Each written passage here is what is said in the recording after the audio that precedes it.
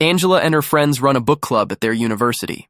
Every week they read something new and gather to discuss it. After finishing their latest title, a clown horror novel, the group meets to talk about coulrophobia and the real-life crimes of John Wayne Gacy, a man who dressed as a clown while committing murders. The discussion gets heated. Nando and Sebastian disagree about something, and Angela tries to calm her boyfriend down. Nando reads the situation as Angela taking Sebastian's side and walks out, leaving his girlfriend behind. Sebastian walks Angela home and brings up the novel she has been working on. He offers to help her develop it. She recognizes the intention beneath the offer and declines firmly, telling him Nando will be home soon. They say goodnight. Back in her room, Angela writes a few chapters and considers sending a preview to her literature professor. She talks herself out of it and deletes the email. She takes an online test for coulrophobia, partly curious, partly as research for her story. It unsettles her more than she expected, and she closes her laptop before finishing. The next morning, she sits in horror literature class with Professor Cruzado,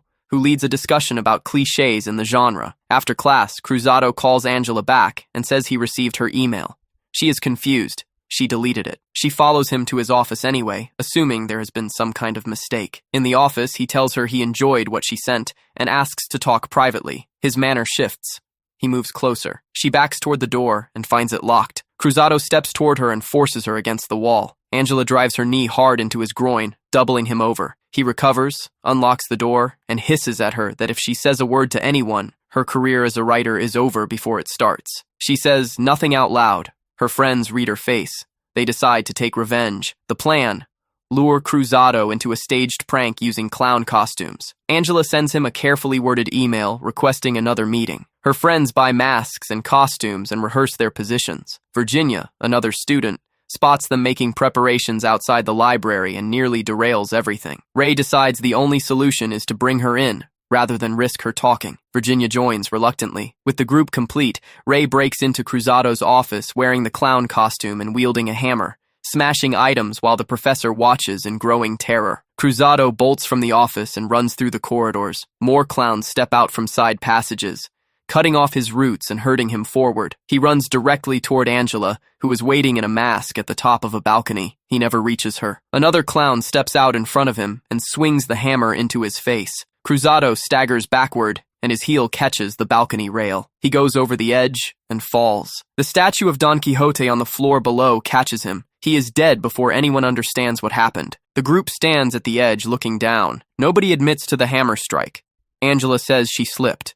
Nobody believes anyone. What they agree on is that they are all implicated in the death of a professor and that the body cannot be explained away honestly. Ray suggests leaving it there and letting the university assume it was a suicide.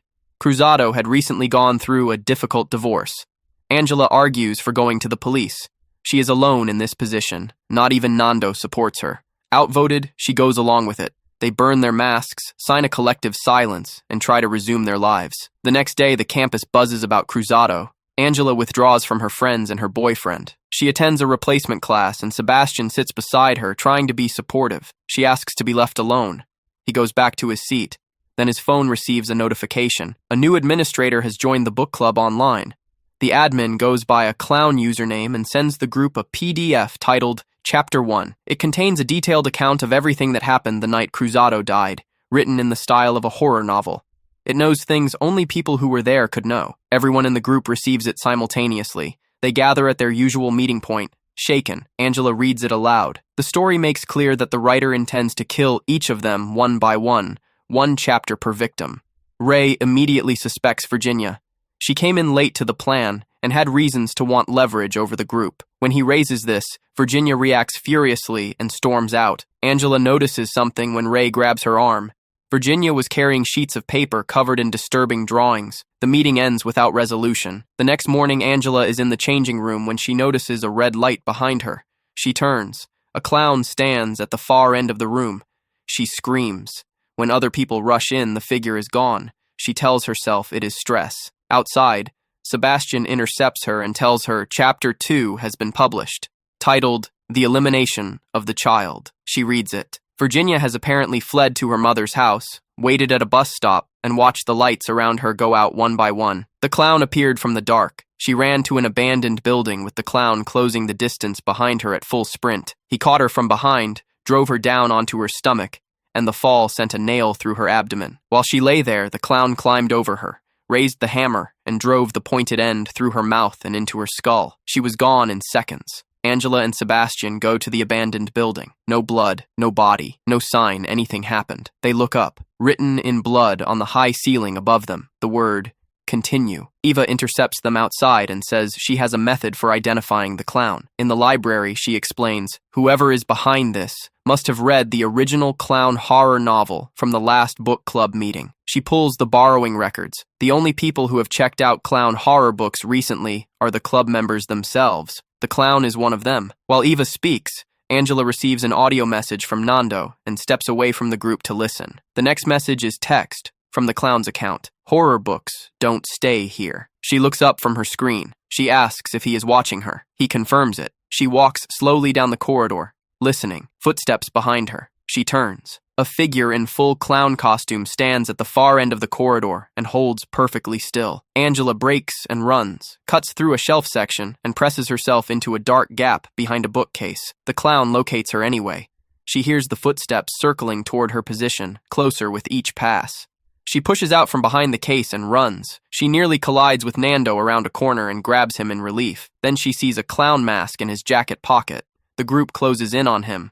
Nando protests he found it in the library. Nobody believes him. Ray ejects him from the group. Angela takes Sebastian to her apartment. They analyze the clown's online presence and discover he follows a single account across multiple platforms. Someone named Alicia, who claims to be a writer but has not published anything in 6 years. Angela goes quiet. Sebastian asks if she knows the name. Alicia was a girl she met online years ago. They had been close. Alicia shared everything with her, including the story of her mother, who was obsessed with literature and forced Alicia to read and write for hours every day, punishing her for any break. Angela had listened carefully, and then used Alicia's real life as the basis for a horror story she published under her own name. The book succeeded. When Alicia found out, Angela had already become known for it. Before she could explain herself, Alicia told her she would pay for what she had done. Angela finishes by saying Alicia cannot be the clown because she died in a fire with her mother. Sebastian absorbs this without comment and sends a location message to Nando, pretending it is from the clown, telling him it is his last chance to save Angela. Nando runs from work to the location. He finds a room full of bodies, including Cruzado's, which has been moved. He is staring at this when he notices the clown watching him from the corner of the room. He bolts. He overturns a metal stretcher between himself and the clown, buying a second, then hooks around the object and shoves it forward. The stretcher crashes into the clown and pins him against the wall. Nando steps in to pull the mask off. The clown surges back to life and swings the hammer sideways into the side of Nando's head. Nando drops. Angela receives Chapter 4. Nando has died. She runs to the hospital and finds him sitting up with a bandage on his forehead. He fainted from the blow and was found quickly. He tells her the clown hit him and assumed the job was done. Angela tells him about Alicia. Before they can finish talking, the police arrive wanting to know what happened. Nando asks Angela to go. He will handle this. Meanwhile, the online situation is worsening. Coldo, a connected figure in the university social scene, begins live streaming about the clown killer, spreading the story and attracting enormous attention. The survivors of the club suspect he is the clown. The four of them, Angela, Nando, Sebastian, and Sarah, decide to attend a horror book fair that Coldo has announced and asked everyone to attend in clown costume. At the fair, the survivors move through the crowd examining every clown costume they pass. Security guards respond to the disruption they cause and grab Sebastian. Sarah slips away and hides in the greenhouse section. She is moving slowly through the plants when she spots the clown directly below her on the lower floor, looking up. The clown takes the stairs and Sarah retreats toward the upper door. When the clown reaches the top of the staircase, she drops her shoulder and drives a solid kick into the center of his chest. She gets past him and runs for the door where Angela is waiting. The door is locked. Sarah hammers it with both fists. The clown has recovered and comes up behind her, bringing the hammer down across her back. She pitches forward into a fountain.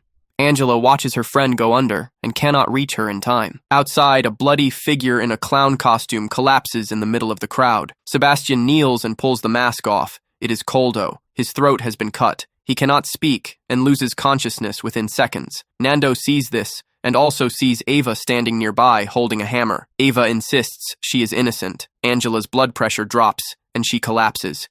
She wakes in an ambulance with Nando beside her. He says they need to report Ava. Angela says if they do that, Ava will kill Sebastian first. She takes the hammer that Eva dropped and goes to the old book club room. She finds Eva there, bleeding badly from an unseen wound. Ava loses consciousness and dies in front of Angela before she can say anything useful. Angela moves further through the building and finds Sebastian, tied to a chair but alive. She approaches and begins working on the rope. Nando arrives. Sebastian looks at Nando and tells Angela that Nando is the clown. He is certain of it. Angela hesitates, glances at Nando. In that moment, Sebastian works the last of the rope free, stands up behind Angela, and takes the hammer from her hand. He drives it into Nando's stomach and steps back, watching him fold to the floor. Sebastian turns to Angela and tells her everything. He sent the original email to Cruzado. He was the clown who swung the hammer into the professor's face during the prank, deliberately. Knowing it would send him off the balcony, he engineered the whole sequence. He also tells her how he met Alicia. They both used the same writing platform. He found her there 6 years ago, and they built a relationship. When Alicia told him what Angela had done to her, stealing her life story and publishing it as fiction, Sebastian was the one who helped her design the plan for revenge. Angela refused the role of passive victim and pulled a pen from her pocket. She drove it upward through Sebastian's jaw and out through the roof of his mouth. He dropped. She checks on Nando, who is still breathing, and runs through the corridors. She reaches the spot above the Don Quixote statue, the exact place where Cruzado died, and finds a clown waiting there. The clown removes the mask. Virginia. Angela stares. Virginia should be dead. The girl tells Angela that Virginia was a character, a fiction. Her real name is Alicia. She was never burned. She survived the fire, hid herself, and spent the following years writing the story that would punish Angela. Alicia begins laying out the narrative, a version in which Angela is the true villain, responsible for every death. She is still speaking when Nando appears at the top of the stairs behind her. He brings the hammer down across the back of Sebastian's skull. Sebastian, who had crawled up after them, still partially functional. Sebastian tips forward and his open mouth connects with Don Quixote's spear on the way down, the same way Cruzado did. Alicia screams and swings at Nando. She turns for Angela. Angela runs. She knows the building. She cuts through to the engine room where she has already noticed the specifics of the space, a fuel line leaking steadily, frayed wiring close by. She opens the valve on the hose and soaks the floor, then moves to a safe position near the wall and waits. Alicia moves through the door, scanning the room, calling out. She steps into the center of the wet floor. Angela drops a steel plate from the upper shelf. It catches the exposed wiring on the way down. The spark ignites the fuel vapor. Alicia burns. She burns the way the teenager in Angela's stolen story burned her own mother 6 years ago. Angela watches it happen. Both Angela and Nando survive. A year later, they are together, and life has resumed something like normalcy. Angela is writing about all of it, working through everything that happened. She walks toward the cafeteria during a break from her work. A clown steps out of the crowd ahead of her. She stops, tells herself it is a hallucination, breathes. The clown removes the mask. Alicia's face, alive.